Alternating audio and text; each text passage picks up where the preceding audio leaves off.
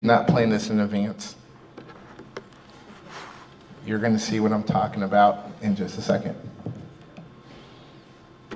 His fault, her fault, their fault, not me. Amen. Yes. That's exactly how it is, isn't it? When we watch people that made mistakes and they have to give that press conference, isn't that kind of how it sounds? And they're even telling you sometimes, well, if I may have offended you, I'm sorry, you were offended. But they won't say, I did wrong. But let's talk a little bit more about Moses.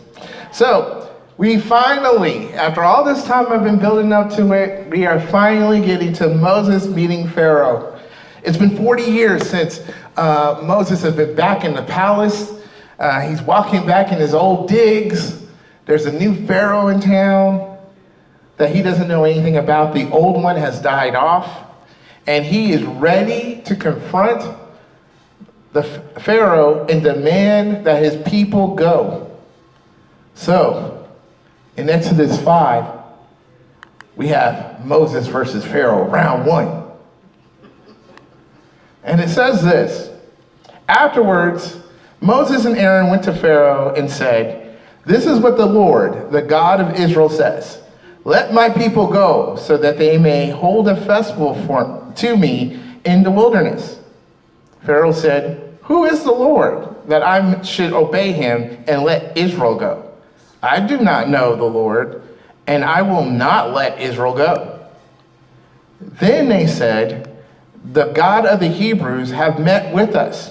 Now let us take a 3-day journey into the wilderness to offer sacrifices to the Lord our God, or he may strike us with plagues or with the sword."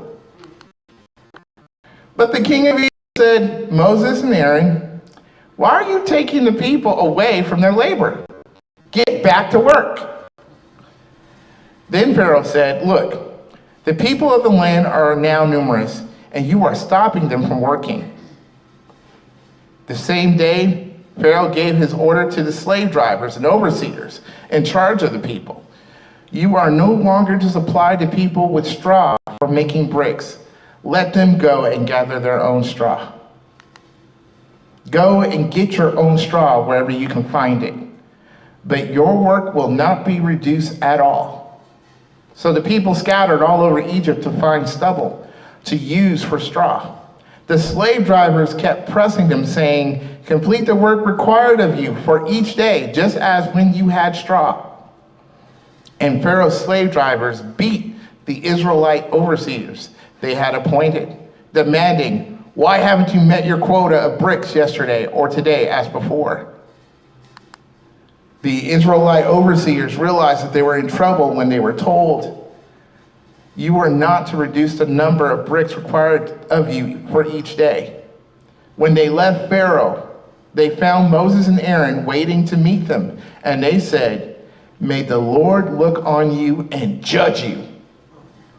You have made us obnoxious to Pharaoh and his officials and have put a sword in their hands to kill us." That's exactly how Moses thought this was going to go. No, it's not. It's not even close. There's 4 things I really want to talk about today. And I had that very long scripture reading because I really wanted you to kind of see the whole picture of how Moses did not plan for this to happen this way. And he also probably felt a little discouraged. Number 1, it says, do what God tells you to do, and it didn't work. You do what God tells you to do, and it didn't work. Moses and Aaron did everything right. They did exactly what God said. It wasn't like they said the wrong words. It wasn't like they did the wrong thing. In fact, he wasn't asking for Pharaoh to let his people go. He was just saying, can we just go out there to the wilderness and offer sacrifices to our God? That's not even the same thing that God was saying all along. But that's what they went with, and Pharaoh said no. And in fact, Pharaoh got so angry, he made things worse. So who gets the blame when it's all said and done? Well, it can't be God, so it's Moses' fault. And what I want to talk about a little bit is something that F.B. Meyer wrote about the same principle, and it's called death to self. Death to self. Because this is one of the things, by the way, God is freeing the people of Israel. But you guys know he's still working on Moses at the same time.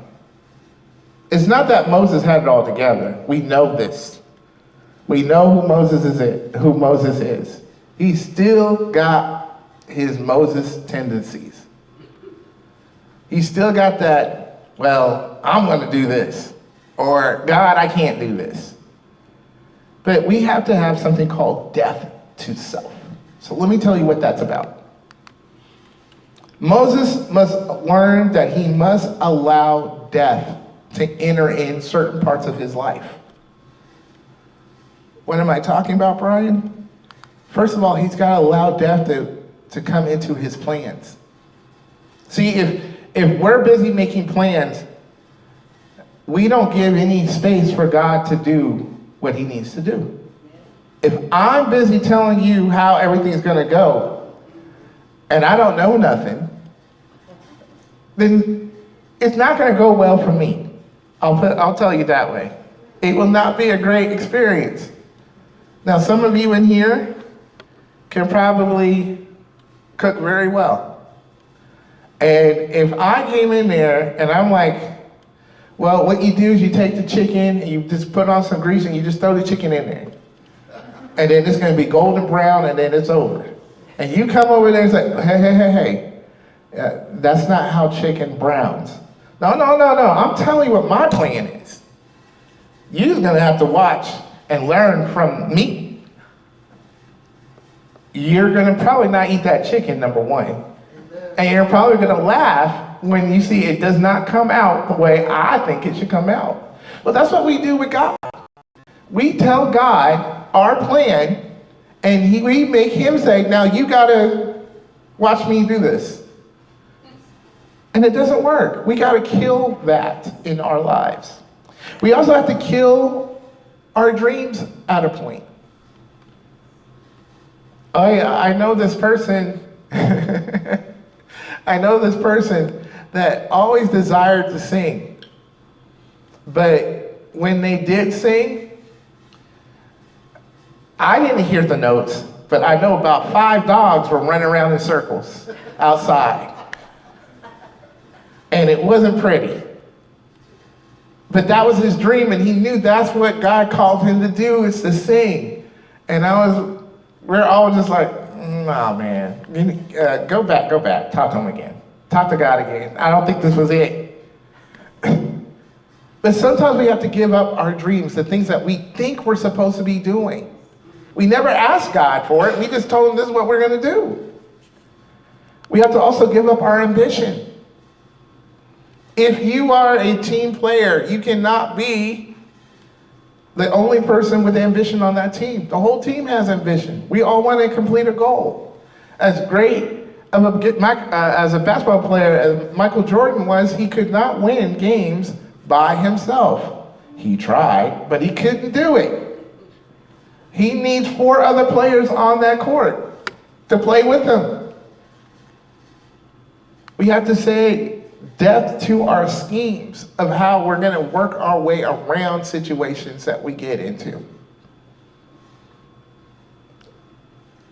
One of the things that if you're around little kids enough and you tell them no, they're better than any lawyer you'll have in a courtroom, because they will come with a loophole that they think would work for why they should get the cookie in the cookie jar.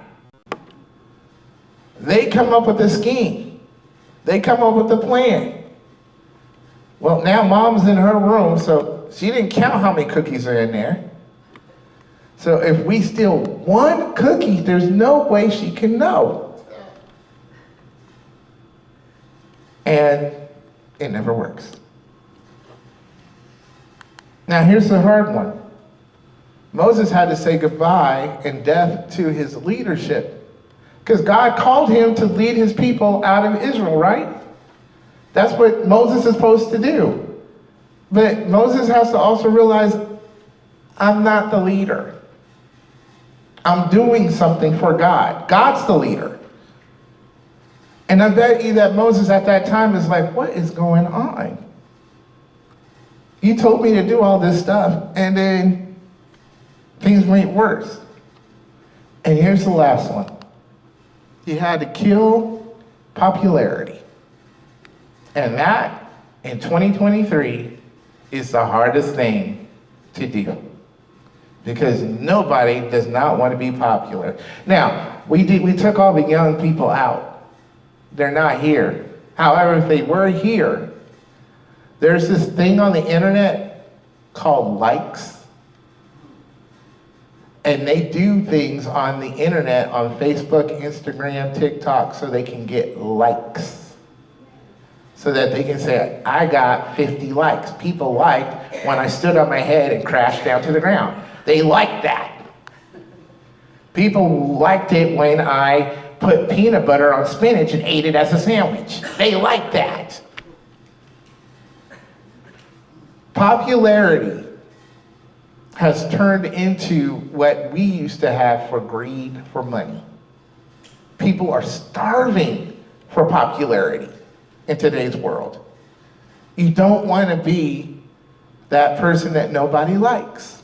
So you're going to do whatever it takes in order for you to be liked. And we have to kill that. I'm sorry. Sometimes it's not in God's plan for you to be loved by everybody. We just got done talking about how great Jesus is, right? But he wasn't liked by everybody. So why should we expect that we're going to be liked by everybody? Why are we chasing popularity?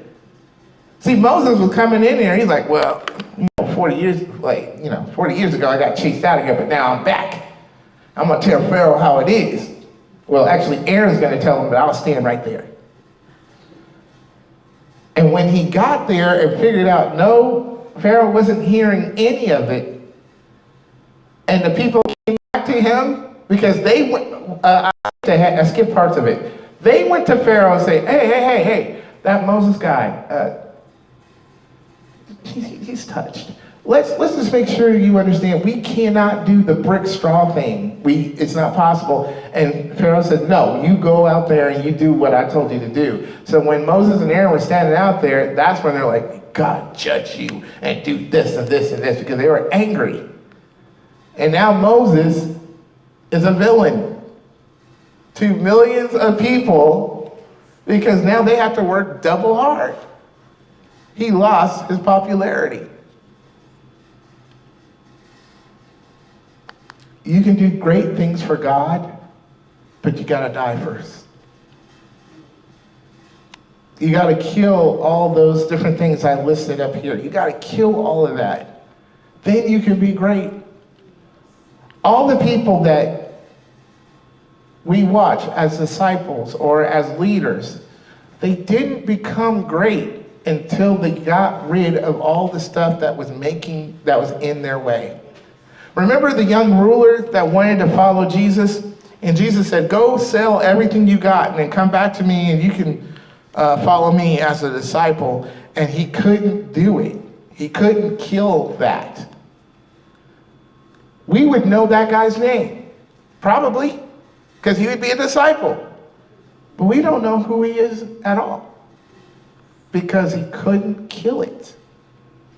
What are we holding on to that we're not giving death to in our lives that is holding us back from God being able to do something great? That's not God's fault. That's our fault. Okay, so The story doesn't end with just Moses just standing there with his mouth wide open like, Moses had to do what Moses had to do. So here's what he did. Next verse, after the people came and yelled at him, and I highlighted and read certain things. He said to God, ever since I went to Pharaoh to speak in your name, he has brought trouble upon this people, and you have not rescued your people at all. That's Moses being Moses. I laugh at this because this is how I know this is probably a true story and not something made up. Because your heroes don't talk back to God like that. This is totally what we would do. Hey, you told me this was going to happen. What's going on? This is your fault. This was your plan to begin with. Now everybody hates me. Galatians 4:4 said, but when the time had fully come, God sent forth his son. Why did I put that in there? Because how many times did people ask for Jesus to come? Those people were waiting for hundreds of years. But God knew exactly the right time for Jesus to come, right? See, God's watch, I got a smart watch, but if I do not keep this plugged in, it will die. And if I don't connect it to the internet every so often, it will have the wrong time. But God's watch is always accurate, and it always keeps good time. He knows when the right time is. And you know what? God already knew Pharaoh was going to do all this. But here's the silly part. In the last lesson I talked about, the last sermon, God told Moses, I'm going to harden Pharaoh's heart. God slept on that. Moses slept on that. He completely just forgot it. And now he's complaining again. I love Moses. Because he's so much like us. How many times has God told you that you need to do certain things and it's not going to be easy for you? That he's going to bless you, but it's going to be difficult. And we ignore that difficult part. See, where I went to church in Atlanta, one of the things that they would do is that, someone would stand up there and they would prophesy. And I'm listening to it because I'm playing the music, so I'm listening to it. And I'm like, you see the person jumping up and shouting and running around and everything else. And I'm like, wait, did you hear the first part of that? You just heard the end where you're going to be blessed and everything else and you'll get a house and all whatever. I was like, they'd spend a good 30 seconds talking about how you're going to go through trials and tribulations and you'll tear your hair out and everything else. But in the end, blah, blah, blah, blah, blah. I was like, whoa. Why are you jumping up for that? I'd be like, ugh, that's going to be hard. I don't know. But let's go to number 2. See, God reveals his will in early opposition. Pharaoh told everyone in that court that he doesn't know the Lord. And as I put in parentheses, he's about to find out who he is pretty soon.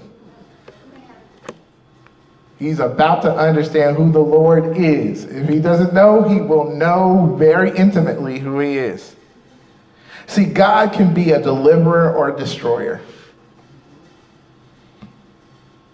And since I'm giving lists of things, I want to tell you something. And this is why I said, Amy, I did not plan this. I didn't just write this after hearing what you're doing. Pharaoh was working for God. The enemy was working for God. How is that possible? What he was doing was he was teaching his people how to be humble. What did they do first? The first reaction they did, the first reaction was to gripe and complain. I'm going to tell you, they didn't quite learn that lesson. They still did it, even after they were free.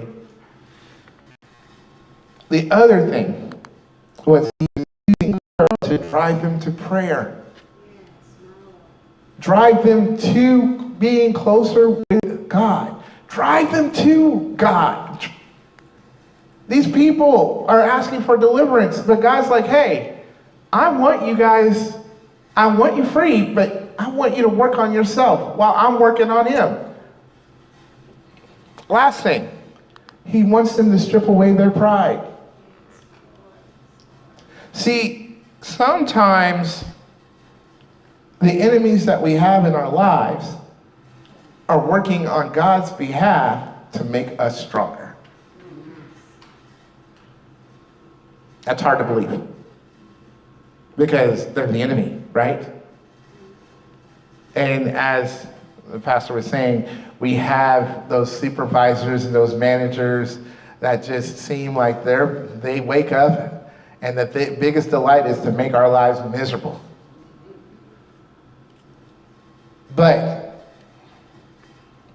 at the same time, God is using them to teach us a lesson. God will reveal his will in early opposition. If everything was easy, we wouldn't know how to trust in him. Why would I pray to God if every single thing happens and it's just like magic? Where would I be saying, I need you? How would I even say I need you? Because you just keep blessing me, so I don't really need to talk to you right now. Well, Lord, yeah, you gave me the house, the car, I'm getting a lot of money for the job. Oh, yeah, I got my dog is completely fine. My refrigerator's full. Praise Jesus. Okay, it's time for us to go. But when I was talking earlier about the altar and coming to the altar and meeting God at the altar, that's when it's serious, isn't it? That's when you're like, you know what? I can't mess around. I need God to do something for me. I need God to do something right now. When your loved one is sick, you don't say, well, I'll just wait till Sunday and maybe we can have prayer after service. No, you go to God right then.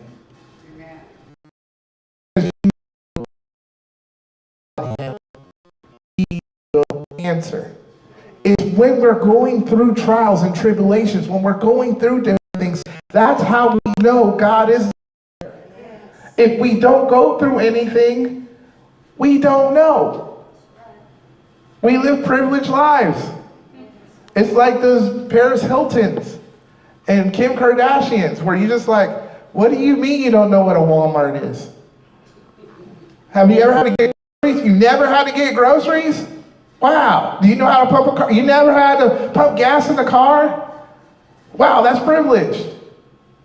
But for us, we know that we need enemies because God keeps putting them in our lives to keep teaching us how to overcome. Do you honestly think that Jesus could walk this earth for the amount of time he did and all the encounters he had with the Pharisees and Sadducees and the high court and everybody else? By the way, all his people, not the Romans, all his people. And all the different things that they try to do against him. And you think that Jesus was basically saying, well, yeah, this life is easy. No, it wasn't. Jesus was actually kind of condemned out of his own area. They didn't even want to hear him. They're like, get out of here. We know who your parents are. You ain't no Jesus. Get out of here. They didn't even want to hear him on that. So he did have to go through adversity. He did have to go through different things. And that's him being on earth. So if we are in that same, if we're trying to be Christ-like, that means we have to go through that valley as well. Number 3, let me move on. We got to set our watch to God's timetable. Here's the great thing about the story right now. Moses has no clue what's going to happen next. He's complaining to God without knowing what's about to happen. He's complaining to God without knowing the full story. Here's what he doesn't know about. I've been doing lists all day today. He doesn't know about the 10 plagues. He doesn't know about what's going to happen at the Red Sea. He doesn't know about the golden calf, and he doesn't know about the promised land. He doesn't know about any of those things. If he did, he might say, okay, this is worth it. But God's like, no, I don't need you to see the reward. I need you to see that I'm in control. That's what I need you to see. Job 23:10 says this: he knows the way that I take. When he has tried me, I will come forth as gold. I underline the word he knows because God knows what's going on, even when I don't. When there's chaos, when there's all sorts of things going on in this world, when there's so many different things that's going on in my life, I can always trust that God knows what's going on and that the end result is what? I will come forth as gold. That's what I know.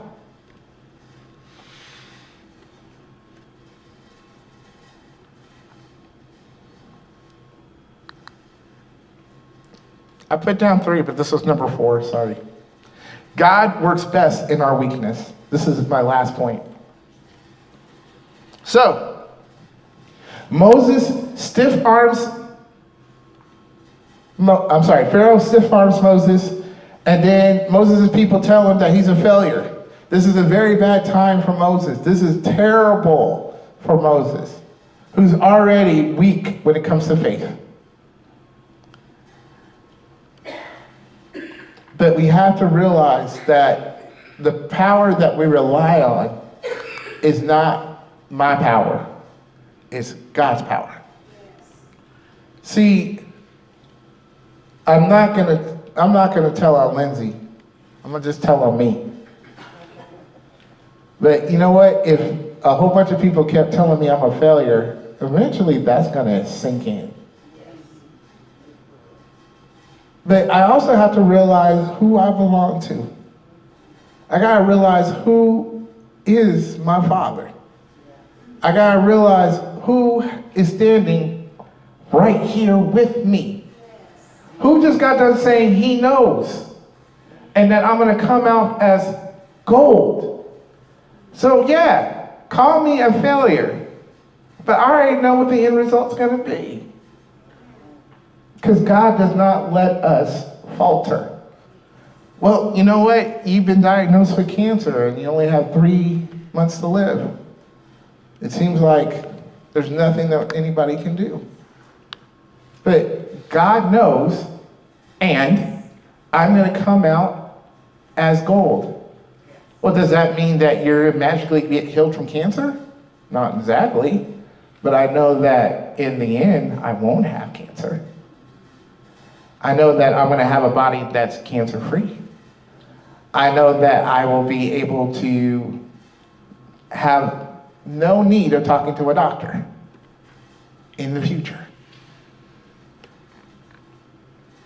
See, our problem still is, Charles de Gaulle, he was the French leader during World War II. He said that graveyards are filled with indispensable men. Because what he was getting at is that everybody's important. Everybody's important, and we lose important people daily. And so with that importance, we have it in our mind that we think that we have this special story that's going on that nobody else is dealing with. But I challenge you to think that while everybody's important, sometimes we just need to let God work out the plan that he made. Yeah, I have some input I want to put in there, God, but really, I really don't have anything to say. Because God is the one that's running things. Amen. Here's the thing. I can see from this view. This is the view I can see. God can see Google Maps view. I have an app on my phone that tells me where there's an accident. So I get alerted that there's an accident. So I can try to drive around it. But God sees even before the accident happened. He knows how long I'm going to sit there. He knows if I go the other way, it's going to be wrong. I need to rely on God. Yes, I'm important. You're important. You're important. But at the same time, God's plan is what makes us important. It's what he planned for us is what makes us important. God doesn't move in a straight line. Sometimes he will take you left, right, sideways, in a circle, parallel, and then back left again. Well, that doesn't seem like a design plan. Well, here's the problem. We get in the way. You ever drive, you're supposed to take a left, GPS told you to take a left, you did take a left, and now it's telling you to go everywhere to get you back to the street you're supposed to go on? That's us. We do that. We're guilty. Sorry. God had a plan. If you had just followed it, you'd be fine. But we need to trust God's plan because he knows where we're going. Everything will work out, just maybe not how you planned it. But then again, I just told you you need to kill your plans and let God do it. The very first song that we sang for opening was Dear Jesus, I Love You. The very last part of it says, I know just where to go. The reason why I know is because God is my GPS. And if I stop trying to act like I know where I'm going and just trust the GPS, life will be a lot simpler. But God, you're going to put me into this pathway where I'm going to have someone that doesn't like me be my boss. Follow the GPS. But God, I'm going to be on food stamps if we go this route. You're telling me to quit this job. You're telling me to move to Montana. What would I do that for? Follow the GPS. God, I got a master's degree and you're telling me to go work at Walgreens. What does that make any sense? Follow the GPS. Because God knows just where you're supposed to go. Amen. Closing prayer says this. God, it can be hard to trust your plan. Yet your word, I cling to your promise. Yet by your word, I cling to your promise that you have a purpose for each one of us. And that includes me.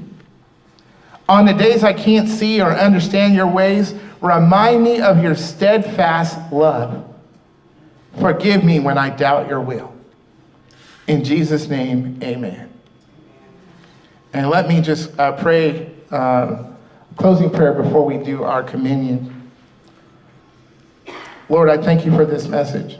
I hope that it encourages someone to understand that your plan works. We just have to follow it. We just have to go through what we need to go through in order to make us stronger. Sadness, worry, depression, all these different things try to enter our lives when we don't have things work out the way we planned it to do. But if we can have trust, Lord, we can find joy and strength and peace as we go through these things. You're trying to teach us, God, through our enemies, through the difficult obstacles, through the trying times. You're trying to teach us, Lord, how to depend on you, how to trust you, and how to have faith that never dies. So, Lord, for those that are going through today, for those people that are on our board, for those people that are on our hearts and minds that we are praying for every day, Lord, help them to see that if they follow your GPS, that they will be coming out as gold in the end. You know us. You know where we're headed. As the prayer says, we believe you have a purpose for each and every one of us. We're not walking this earth random, but we are your children. So God, today, as we go through this week, remind us daily of who we are, Remind us daily that some of the obstacles that are in our lives are not obstacles that stop us, but improve us. They're not obstacles that make us feel sad, but obstacles for us to find strength. They're not obstacles for us to give up and give in, but rather obstacles for us to get stronger and endure.